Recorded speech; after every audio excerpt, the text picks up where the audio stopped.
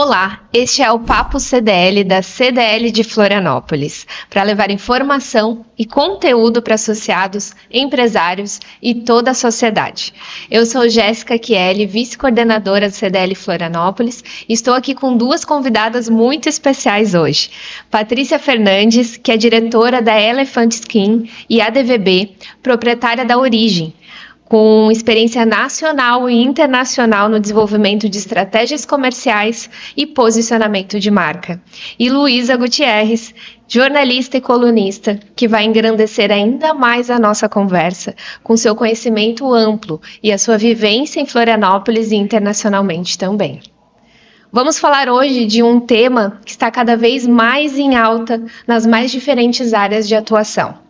De quem vende serviço e de quem vende produto, a experiência do cliente é o tema central. Como diferencial para vender mais, as boas práticas de atendimento e fidelização serão os nossos bate-papos aqui hoje. Então eu quero falar um pouquinho com vocês, meninas, né? Patrícia, Luísa. Vamos começar aqui então com a Luísa. O que ela pode compartilhar conosco, principalmente dessa experiência internacional, né? Dessa vivência fora do país e o quanto Florianópolis vem sendo também um grande mercado de desenvolvimento de experiências para o cliente, de quanto os nossos comerciantes associados CDL também podem aprender mais com essas vivências para que o cliente se sinta cada vez mais inserido na sua empresa, no seu serviço, mais conectado. A gente fala hoje tanto, né, na conexão entre pessoas. Conta um pouquinho para nós da tua experiência. Oi, Jéssica. Oi, Patrícia. É um prazer poder estar aqui com essas mulheres também que sabem a importância que tem o relacionamento. Eu sempre digo que hoje a moeda mais forte no comércio, seja no comércio ou na vida, são os relacionamentos. Quando você fideliza um relacionamento com o seu cliente, quando você recebe bem um cliente, independente da área de atuação, independente de onde você está inserida no contexto comercial.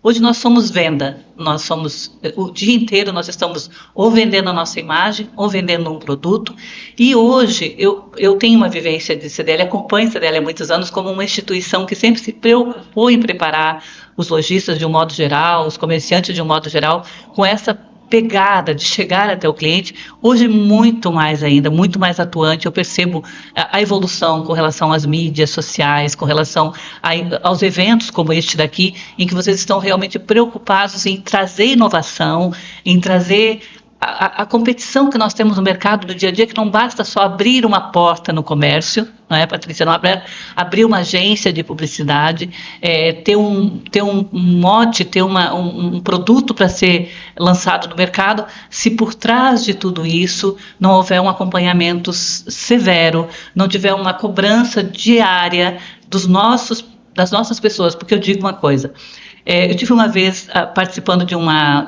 acompanhando uma visita a uma grande marca de alimentos. E eu vi o acompanhamento, a preocupação deles na produção era tão grande que eu falava, olha, eu comeria um sanduíche deles de olhos fechados e segura de que estava tudo muito bem. Só que numa determinada ocasião eu cheguei à rede que distribuía este alimento e encontrei uma coisa que não estava de acordo com aquilo que a marca sempre vinha pregando. Aí eu falo, o problema não está na largada do produto, está na entrega do produto para o cliente. E esse é um fator que nós temos que ter essa preocupação. Vivi, como você falou, uma experiência fora do Brasil e eu percebo que nós, brasileiros, temos uma chegada diferente, um approach diferente. Nós já recebemos os nossos clientes com sorriso, na maioria das vezes, na maioria das portas de comércio. Nós entregamos mais do que o cliente vem buscar. Por exemplo, eu tive uma amiga que trabalhou numa rede grande de lojas na Europa e ela foi dispensada pela sua diretora porque ela era simpática demais com os clientes. Por quê? Quando a cliente chegava na loja, você não podia invadir a privacidade dela. Se ela chegou procurando uma calça preta, 46, e não era para você oferecer uma azul marinho próxima da preta, no número 46, da mesma marca. Então a gente percebe que existe comportamentos diferentes e culturas diferentes de um bom atendimento. Excelente, é verdade. Patrícia, nesse contexto, você como empreendedora, né, dona de empresa, também vive nesse ecossistema de mulheres empreendedoras, estamos aqui compondo um podcast feminino, né, também é um grande prazer tê-las com a gente aqui nessa mesa. Quanto você percebe nas suas empresas ou no empreendedorismo em geral que essa percepção do cliente é vista de fato no dia a dia, né? Quais elementos podem ser importantes para esse empreendedor mostrar para o cliente para que ele perceba realmente esse valor, né, da experiência no dia a dia? Eu sempre digo que o digital e o que a gente tem de ferramenta de IA podem te ajudar a chegar mais rápido no cliente, mas o cliente compra de ti e fica contigo se tu tem relacionamento. Então, assim, eu acho que não existe uma coisa desassociada da outra. Normalmente, a gente é mais procurado para fazer o primeiro contato. A gente é pouco procurado ainda para estabelecer um relacionamento. E eu defendo uma máxima que a pessoa pode comprar de quem ela quiser, da forma que ela quiser a primeira vez, mas se ela voltar a comprar de ti, ela tem que comprar pelo relacionamento. Então, acho que assim, dentro das empresas que a gente vem trabalhando, dentro dos cases que a gente vem trabalhando, a gente vem percebendo que a tecnologia ela começa a chegar muito para ajudar na jornada, às vezes muito mais do que no primeiro contato. Então, quando a gente usa hoje ferramentas como salas de imersão ou como desenhos de jornada dentro de um ponto de venda qualquer, seja o negócio que for, a gente está falando de tecnologia a serviço de processualizar essa coisa do relacionamento e poder garantir que as pessoas que estão por trás deles tenham um caminho, tenham uma coisa testada, experimentada, com base em cases aí do mundo inteiro, para poder ajudar a chegar mais rápido nesse rapport, nessa empatia com o cliente. Agora, verdade seja dita, isso ainda é embrionário. E aí é justamente onde a gente mais trabalha, né? Porque a gente tem que estar explicando, tem que estar criando essa cultura dentro desse ambiente para que isso aconteça. O mundo lá fora, como culturalmente, às vezes tem aspectos que são muito diferentes do Brasil, acabou utilizando desses mecanismos tecnológicos primeiro. Né? E daí, agora, com história até de Elephant Skin, trabalhando muito mais na região, que eu acho que aqui eu estou representando uma empresa que é global, que é sede em Chicago, apesar de ser uma empresa fundada por brasileiros, a sede é em Chicago, eles entendem muito bem essa coisa, de que, olha, não tem como a gente estabelecer um negócio, seja ele qual for, sem entender o que tem de melhor de oportunidade lá fora, sem estabelecer um relacionamento local, para poder fazer com que isso seja uma cola tão consistente e duradoura que dê perenidade para o negócio, seja ele qual for. Isso é tão importante na era tecnológica, no século que estamos vivendo, né, da IA, de tanto desenvolvimento como você citou. Afinal, somos seres sociais, queremos estar entre pessoas, né, grande parte das pessoas necessitam interagir com outras e a venda é realizada com esse relacionamento. Então, se o cliente realmente se conectar, como você disse, estar inserido, né, com a vivência da marca, com aquela cultura, com aquilo que representa a imagem da marca, grande chance dele se fidelizar, ele voltar a comprar e aí facilitar a recompra para o comerciante, para o empresário também, porque afinal hoje em dia o lead está cada vez mais caro, a tecnologia é cada vez mais competitiva e se a gente tem dentro do nosso ecossistema cultural da empresa ferramentas como essas de reativar esse cliente que já foi um cliente, se torna algo mais barato, mais sustentável, né, uma vivência melhor também. E Luísa, me diz também sobre a tua experiência, né? Essas boas práticas de empresas bem-sucedidas que você já entrevistou, então que você já vivenciou também. Como a Patrícia trouxe alguns elementos, a gente vê que as grandes empresas muitas vezes são capitãs dessa experiência do cliente.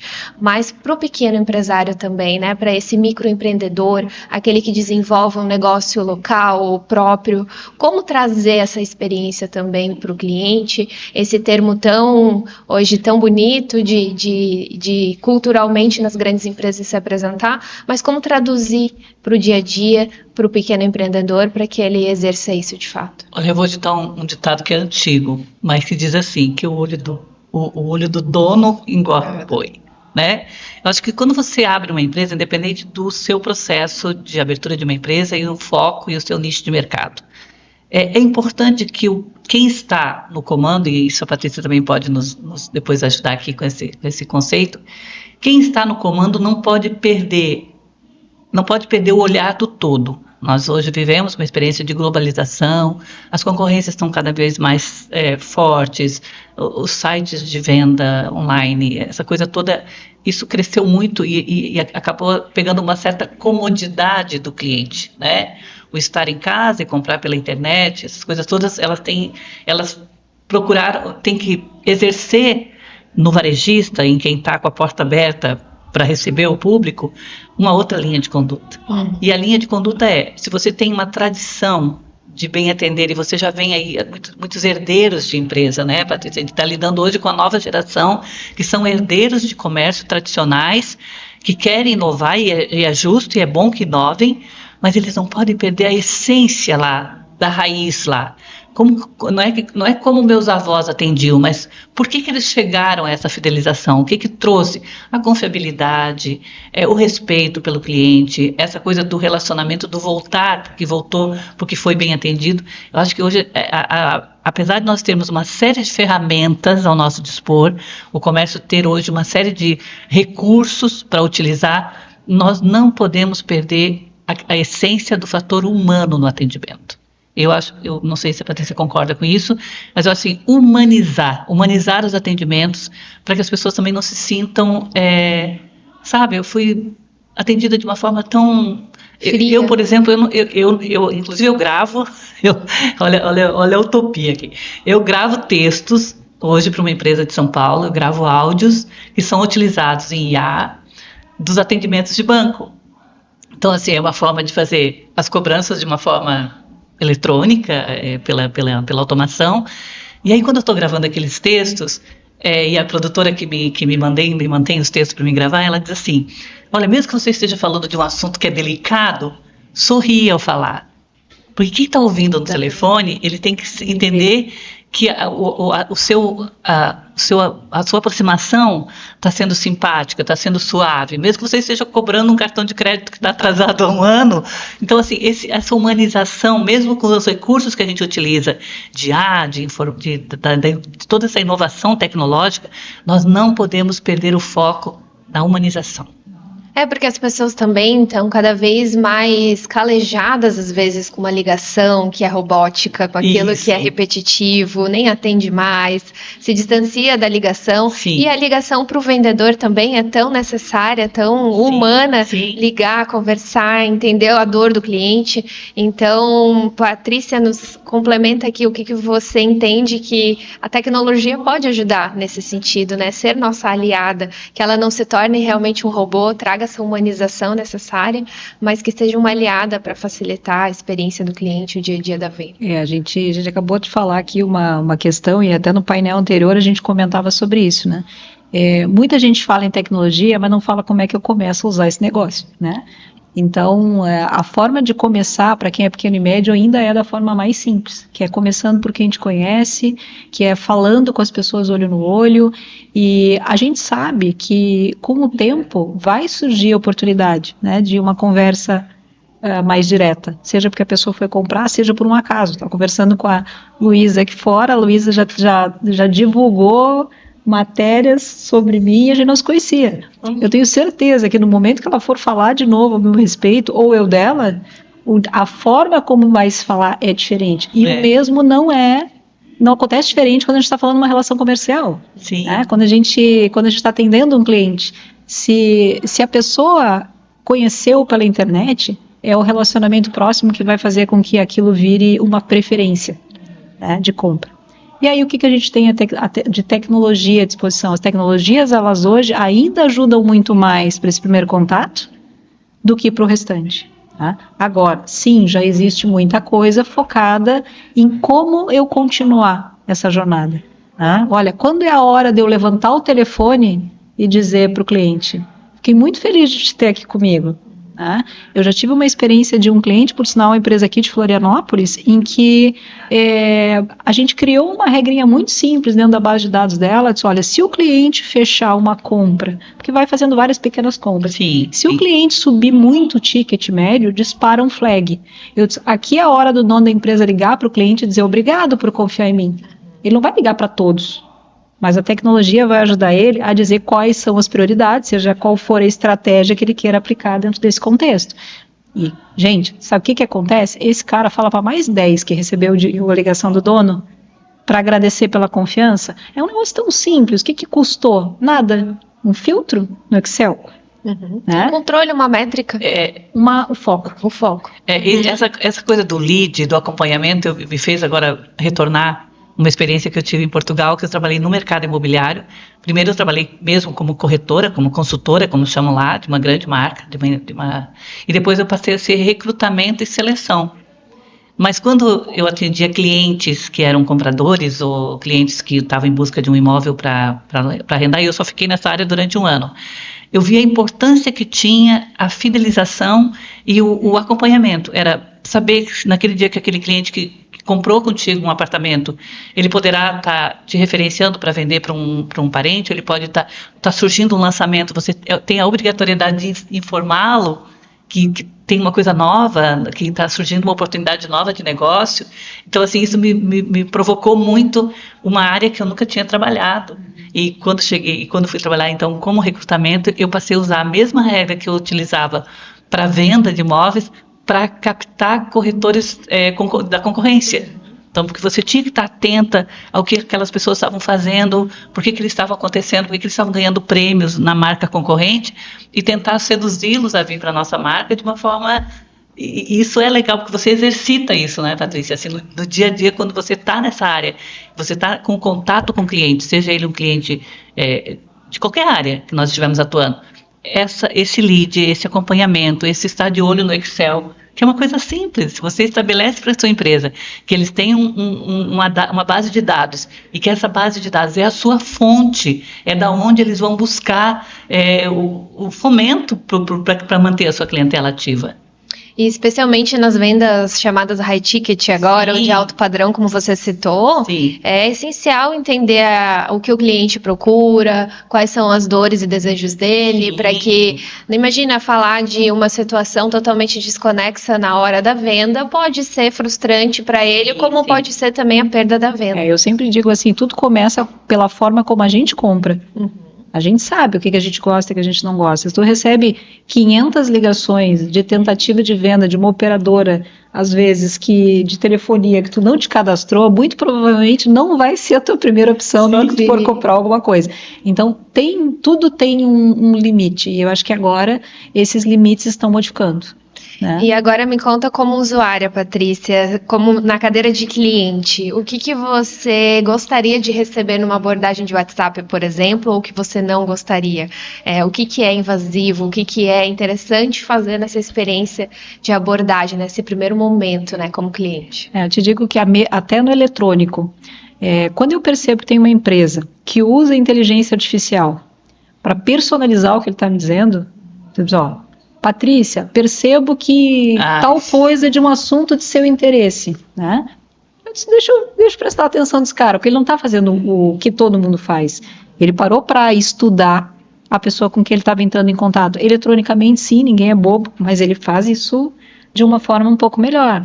Percebemos que tais e tais assuntos são assuntos do seu interesse. Gostaríamos de lhe mostrar uma oportunidade assim, assim, assim, que está alinhada com isso.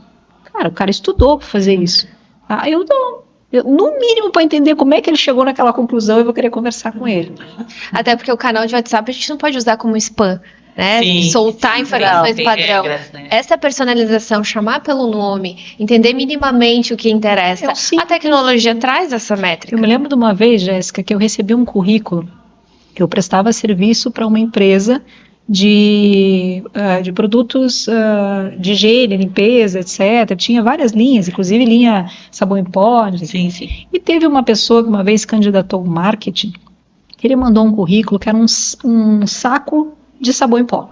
Olha, Tá? criativo. Me entregaram numa caixinha um currículo que era um saco de sabão em pó. Eu abri aquele negócio, tava lá o nome do menino, Ariel, nunca mais esqueci isso, ele faz Por causa do sabão. Sabão.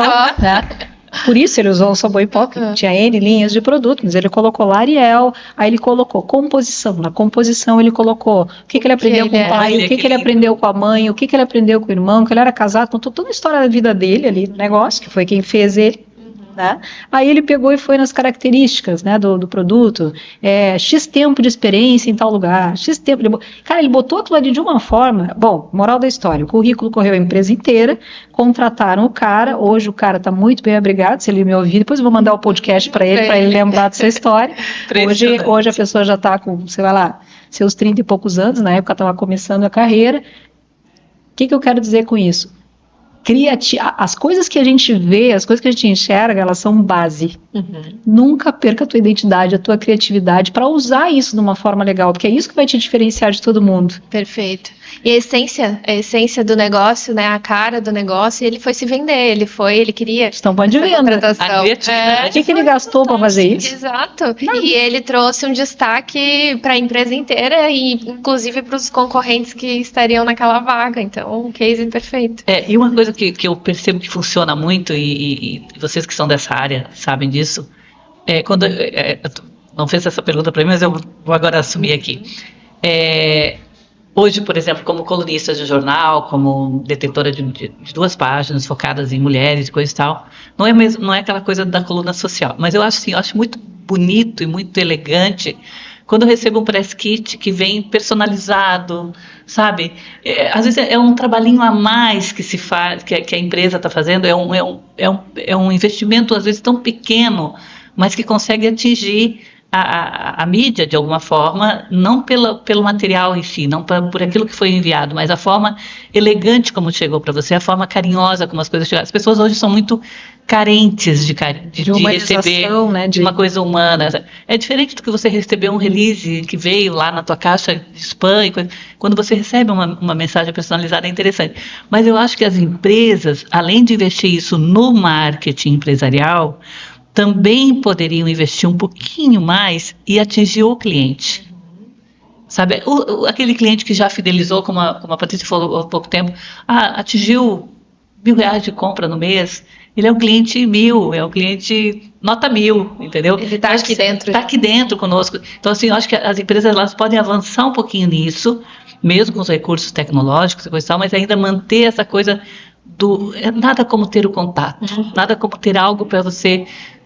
Eu sou a rainha das caixinhas. Se eu recebo uma caixinha bonitinha, não sei botar fora, eu fico guardando, porque eu acho que tudo, sabe assim, que atinge a minha sensibilidade. Sim. Acho que o cliente quer isso também. É um carinho, um cuidado a mais, né? Basta ver. Nós agora vamos entrar mais uma edição aqui do Summit, depois dessa. As pessoas vão às feiras e vão aos eventos para pegar a sacolinha, nem que seja vazia. Elas querem levar alguma coisa. Para ter essa experiência. É impressionante você ver as pessoas saindo com... de todas as marcas, de todas as empresas, isso é a coisa do ter o toque, ter o apelo. Você sabe, Luísa, que essa tua reflexão me fez lembrar de um caso também do meu pai. E a gente fala de serviço, às vezes, com mais complexidade de trazer essa proximidade com o cliente, mas não é difícil. A gente morou no Paraná um período, e lá ele teve no dentista uma vez só, fazendo uma profilaxia padrão e tal. Fez o cadastro dele naquele dentista. Depois nos mudamos novamente para Florianópolis, desde então nunca mais foi naquele dentista. Mas todos os anos ele recebe na casa dele um cartão com uma lembrancinha do dentista pelo aniversário dele. Então ele fala, olha, esse dentista não largou de mim. O dia que eu for pra lá, eu vou lá de novo. Mas é assim, se ele colocou isso para todos os clientes, ou de uma maneira, né, geral, não sei. Mas ele se sente acolhido naquele aniversário, personalizado, com um olhar, assim, diferenciado. Então é isso que você disse. Às vezes um mimo, às vezes um mero parabéns numa mensagem de aniversário já mostra que aquela empresa está preocupada com o cliente, que de fato entendeu o que tem que ser feito, que vai muito além da venda. E a gente fala hoje também, né, Patrícia, do vender sem vender, de fato. O que é isso na prática? É esse relacionamento, eu acredito, é essa conexão. A gente está num momento de transição no mercado, né? Sim. Eu venho de atuação bastante tempo em empresas de portes diferentes, mas muito em mercado de alto padrão. Então, a gente teve um momento de mercado de alto padrão onde eu gostava de usar a camiseta da marca, agora já não é mais assim. Agora o chique é a calça jeans e a camiseta branca. Tu não precisa fazer propaganda para ninguém. Tu é a tua propaganda. Minimalismo ali. O minimalismo, aquele luxo mais discreto. Só que nós estamos bem nessa transição. Então, o que está acontecendo? Tinham pessoas que até não buscavam produtos em determinadas regiões, porque acaba que as regiões acabam assumindo alguns rótulos, algumas marcas. Sim. Hoje, tudo está sendo repensado. Por quê? Porque começa-se a usar os padrões que se tem para perceber. Gente, cuidado lá, que tem uma turma inteira que não gosta muito Isso. de estar se sentindo exposto o tempo inteiro. Vamos pensar assim, as pessoas gostam de privacidade também, por segurança, por uma série de outras questões. Então, isso é decorrência de muito estudo, de um amadurecimento da sociedade, de muito relacionamento, né? E uma coisa que também é muito importante, que tem a ver com isso e que às vezes as pessoas esquecem. Às vezes as pessoas pensam tanto no relacionamento com o cliente e esquecem de cuidar do relacionamento com quem está dentro de casa. Tá? Então, é aquela coisa, se o cara manda um cartãozinho para o cliente, mas não manda para o seu funcionário, ele está arrumando problema. Então, começa simples com quem está dentro de casa contigo, a valorizando. Né? A gente estava numa situação ali onde a gente mostrou um vídeo que a pessoa que estava na plateia fez o vídeo. Eu fiz questão de pedir para a menina levantar, porque eu sei que ela virou algumas noites fazendo pesquisa para fazer aquele vídeo. Então, a gente tem que contar isso para as pessoas. Está aqui do lado de vocês. Sabe? Faz essas conexões. O que eu vou ganhar com isso? Financeiramente, talvez nada. Talvez no imediato. Mas as pessoas vão lembrar de onde veio a indicação, etc. E acho que as relações também estão mudando. As pessoas estão começando a fazer coisas sem pedir nada em troca. Simplesmente pela crença. Porque eu não sou boa em tudo, você não é, ela não é. Mas se a gente pegar e entender, eu sou boa nisso, você é boa nisso, você é boa nisso, nós três juntas vamos produzir um resultado muito melhor. Sim. E isso é relacionamento. Características. Aí a gente garante sucessão, perenidade, né, em crescimentos de empresa, ultrapassar tempo e aquelas coisas que são mais consistentes. Eu acho que é por aí, sabe? Eu acho que a gente tem um campo aí que quem conseguir entender, quem conseguir voltar lá pro basicão, fazer a lista dos contatinhos e começar a fazer a coisa de uma forma legal e definir esse padrão e usar o sistema, usar a tecnologia para processualizar esse negócio, vai começar a usar o seu tempo para outras coisas e aí a roda gira, cresce. Perfeito. E já partindo para o nosso encerramento aqui, o papo está maravilhoso, mas uma última reflexão de vocês duas sobre quanto Florianópolis também é uma cidade turística e o desafio de gerar essa experiência do cliente também em meio a esse turismo, porque muitas vezes quem mora em Florianópolis vivencia experiências ruins diante de uma cidade lotada, ou então vivencia boas experiências por comércios e serviços bem preparados, porque de fato vão receber turistas. Então, o quanto esse comerciante, esse empreendedor tem que aproveitar essa temporada, tem que aproveitar esse boom de turistas, mas também tem que olhar para dentro, como vocês falaram muito, né? Esse cliente do ano inteiro, que é o cliente que está aí na cidade. E esse cliente nem pode ser desrespeitado diante de uma invasão turística. A gente tem que ter sempre muito esse cuidado. E uma coisa que eu percebi, eu fiquei 6 anos fora e eu voltei para cá no verão de 2024. E o que eu percebo que hoje Florianópolis não só tem o público consumidor multifacetado e multirregional e vindo de todos os lugares do Brasil e de fora do Brasil, como temos também no atendimento no dia a dia, nos restaurantes, no mercado, nas lojas do comércio, pessoas com sotaques que não são os nossos, né? Que vêm de regiões muito diferentes do Brasil, com costumes e hábitos muito diferentes, além de estrangeiros que estão refugiados e que vieram viver uma experiência de vida por melhores condições de vida. O que é interessante? Tem que se abrir a mão e dar oportunidade de trabalho a essas pessoas? Tem. É uma questão humanitária também. Só que justamente com essas pessoas, com essa mão de obra que vem agregando e que vem se juntando às nossas frentes de trabalho, que eles sejam também treinados e preparados a entender a cultura da cidade. Não precisam falar com o sotaque manezinho em toda loja que você entra, todo restaurante, e não tenho nada contra encontrar lá um baiano, um venezuelano, não tenho nada contra, as pessoas têm direito à oportunidade. Eu fui imigrante e sei da oportunidade que tive que ter lá fora.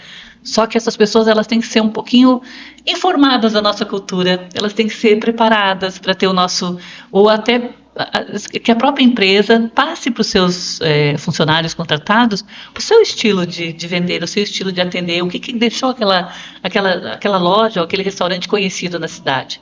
E colocar essas pessoas ali numa linha de acolher, mas treinar e preparar para quando eles encontrarem um cliente, não cause, às vezes, algumas decepções para o cliente. Capacitações. Isso. Capacitação é investimento necessário nas empresas. Sim. E eterno. E eterno. Tu nunca está bem treinado, porque tu treina uma equipe hoje, amanhã eles vão embora, tem que treinar outra. Exato. Acho que assim, a minha mãe morou em Florianópolis 18 anos.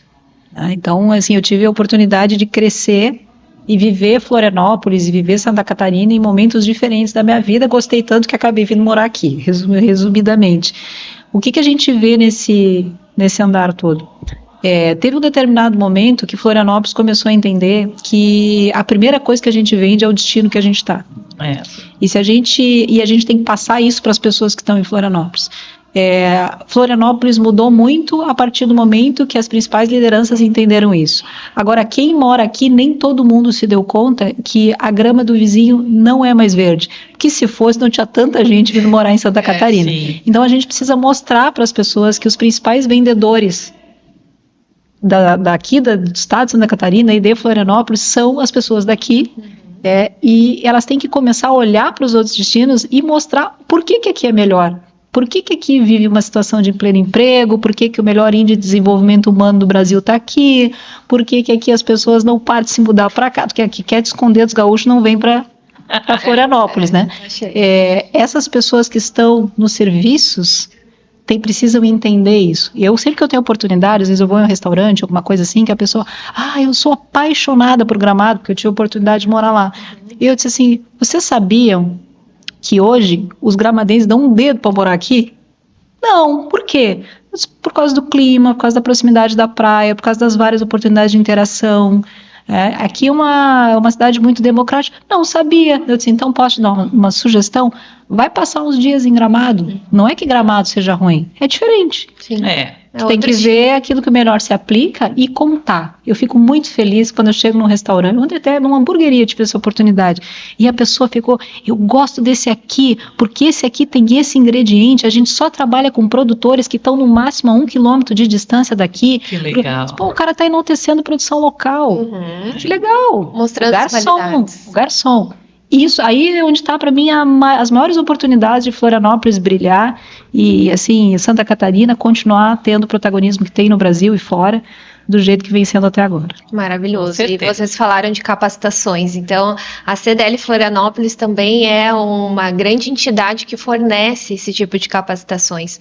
A gente tem cursos, temos mentorias para os associados e empresários, então é buscar de fato esse conhecimento, qualificar a equipe, participar de eventos que tragam empreendedorismo, vendas, marketing, enquanto essa qualificação, esse atendimento gera de fato a experiência do cliente. Eu quero agradecer muito a presença de vocês no nosso podcast. Obrigada pela generosidade de compartilhar tanto conhecimento. Agradecê-las e espero que em breve possamos nos encontrar para mais episódios. Maravilhoso ver quantas mulheres hoje nós temos em Florianópolis. Eu puxo a brasa sempre para o nosso assado, né? Porque afinal de contas eu sou uma porta-voz das mulheres já de muitos anos na imprensa.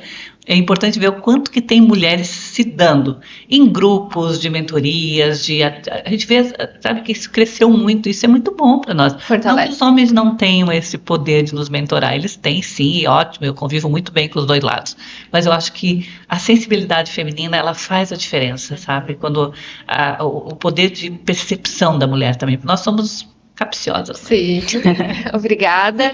Obrigada a você que esteve aqui conosco também. Esse foi o Papo CDL, um produto da CDL Florianópolis, e até o próximo episódio.